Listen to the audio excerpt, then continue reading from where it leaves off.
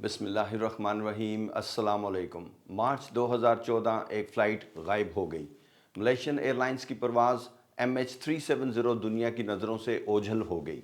Radar खामोश, radio खामोश, cockpit खामोश।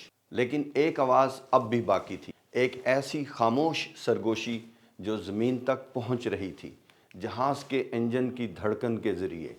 ये आवाज़ दरअसल इंजन के सेंसर से निकलने वाली डेटा सिग्नल्स थे, जो सैटेलाइट के ज़रिए हज़ारों मील दूर ज़मीन पर मौजूद इंजीनियर्स तक पहुंच रहे थे। ये कोई फिल्मी तस्वुर नहीं, बल्कि आज की जदीद हवाबाजी का हकीकत पसंदाना चेहरा है। आज के जदीद मुसाफिर तैयारे सिर्फ बड़ी मशीनें नहीं, बल्कि इंतहाई ज़हीन कंप्यूटर सिस्टम्स भी हैं। दर्जनों सेंसर्स मुसलसल इंजन और दीगर पुर्ज़ों की कारकर्दगी पर नज़र रखते हैं। ये सेंसर्स जहाज़ की परवाज़ के दौरान डेटा जमा करते रहते हैं, ताकि किसी भी खराबी या गैर मामूली हालत का फ़ौरन पता चल सके। रोल्स रॉयस कंपनी के तैयार करदा इंजन्स में एक ख़ास निज़ाम मौजूद है, जिसे इंजन हेल्थ मॉनिटरिंग सिस्टम कहा जाता है। यह निज़ाम इंजन के दर्जा हरारत, दबाव, इर्ताश, वाइब्रेशन और कारकर्दगी की दीगर तफसीलात रिकॉर्ड करके तज्ज़िया करता रहता है। फिर ये मालूमात खुदकार तरीके से ऑटोमेटिकली सेटेलाइट या रेडियो के ज़रिए ज़मीन पर मौजूद रोल्स रॉयस के कंट्रोल सेंटर को भेज दी जाती हैं। यूँ समझें कि जहाज़ का इंजन दौरान परवाज़ इंजीनियर्स को मुसलसल अपनी तबीयत के बारे में पैगामात भेज रहा होता है, ताकि ज़मीन पर मौजूद माहिरीन बर वक्त उसकी सेहत जांच सकें। मार्च 2014 की एक तारीख रात मलेशियन एयरलाइंस की परवाज़ MH370 कुआलालंपुर से बीजिंग के लिए रवाना हुई। बोइंग 777 तैयारा अपने मुकर्रर रास्ते पर परवाज़ कर रहा था और इब्तदाई तकरीबन 1 घंटा सब कुछ मामूल के मुताबिक था। फिर अचानक रात 1:20 के करीब तैयारे का रेडार से राब्ता मुनक़ता हो गया। एयर ट्रैफिक कंट्रोल ने तैयारे से राब्ता करने की कोशिश की, मगर कोई जवाब मौसूल ना हुआ। पायलट की आखिरी आवाज़ इतना कहती सुनी गई, शब बखैर मलेशियन 370, और इसके बाद तैयारा खामोशी की तारीकी में गुम हो गया। हम तसव्वुर कर सकते हैं कि उस लम्हे कंट्रोल टावर में कैसी हलचल मच गई होगी। रेडार स्क्रीन पर पलक झपकते में एक रोशन नुक्ता गायब हो चुका था और परेशानी की लहर दौड़ गई। इब्तिदा में ख्याल किया गया कि शायद परवाज़ MH370 समंदर में कहीं हादसे का शिकार हो गई है, लिहाजा बहरे जनूबी चीन और आसपास के इलाकों में तलाश शुरू की गई। लेकिन असल कहानी अभी ख़त्म नहीं हुई थी। कुछ ही घंटों बाद माहिरीन को पता चला कि इस तैयारे से कुछ खुदकार सिग्नल्स मौसूल हुए थे, जो ये इशारा दे रहे थे कि जहाज़ रेडार से गायब होने के बाद भी फ़ज़ा में मौजूद था। जब हवाई जहाज़ अचानक गायब हुआ तो उसके रवायती मवासलाती निज़ाम, रेडियो, ट्रांसपॉन्डर्स वगैरह बंद हो चुके थे। लेकिन पस मंज़र में एक और निज़ाम खामोशी से सरगर्म था, Rolls Royce engine health monitoring system. ये निज़ाम हवाई जहाज़ के सेटेलाइट लिंक के ज़रिए वक्फे वक्फे से एक सिग्नल भेज रहा था, जिसे पिंग कहा जाता है। आप इसे यूं समझ सकते हैं जैसे जहाज़ सेटेलाइट को महज ये इतला दे रहा था, मैं जिंदा हूँ। हर तकरीबन 1 घंटे के बाद ये खुदकार पिंग सेटेलाइट को भेजी जाती रही। इन पिंग्स में कोई तफसीली पैगाम या मकाम की मालूमात शामिल नहीं थी। ये सिर्फ एक हैंडशेक यानी राब्ते का मामूल का इशारा था।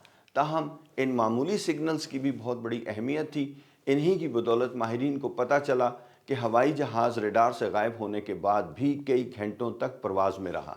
दूसरे अल्फाज में मलेशियन 370 का हादसा राब्ता मुतक़ता होने पर ही नहीं हो गया था, बल्कि वो नामालूम रास्ते पर काफ़ी देर तक उड़ती रही। ये हकीकत तफ्तीश के लिए एक अहम मोड़ साबित हुई, क्योंकि अब तलाश का दायरा इब्तदाई इलाके से बहुत दूर तक फैल चुका था। इन खुदकार पिंग सिग्नल्स को ज़मीन पर जिस निज़ाम ने वसूल किया, वो बरतानवी सेटेलाइट कंपनी इनमारसैट थी। इनमारसैट के सेटेलाइट ने हर पिंग के वक्त जहाज़ और सेटेलाइट के दरमियान फासले को रिकॉर्ड किया।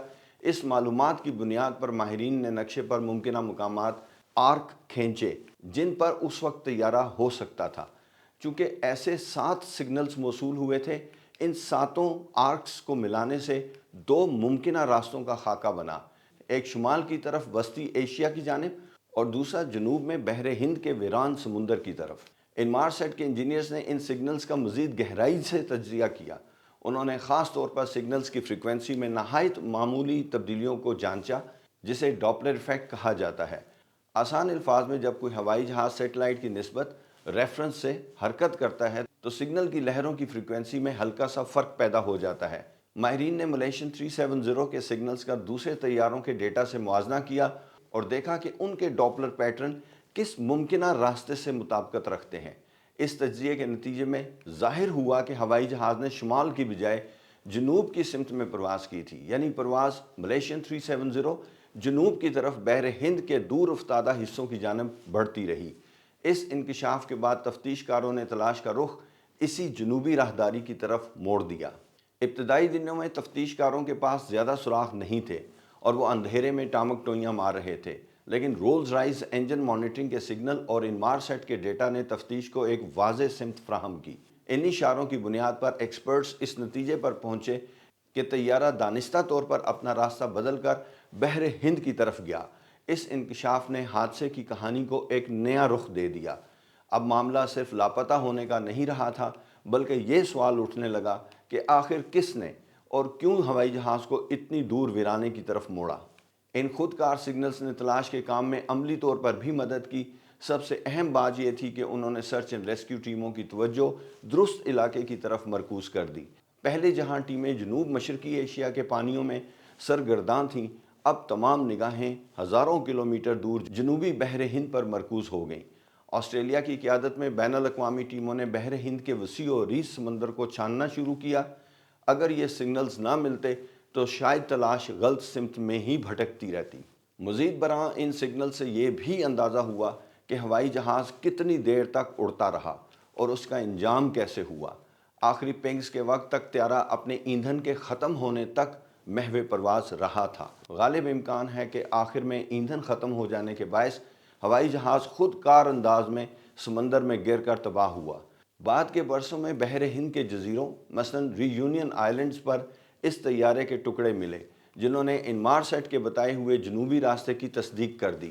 اس طرح رولز رائس کے انجن مانیٹرنگ سگنل سسٹم نے اور سیٹلائٹ سے ملنے والے اعداد و شمار نے مل کر پرواز ملیشین 370 کی گمشدگی کی گتھی کو کسی حد تک سلجھانے میں کلیدی کردار ادا کیا، اگرچہ آج بھی کئی پہلو راز میں ڈھکے ہوئے ہیں۔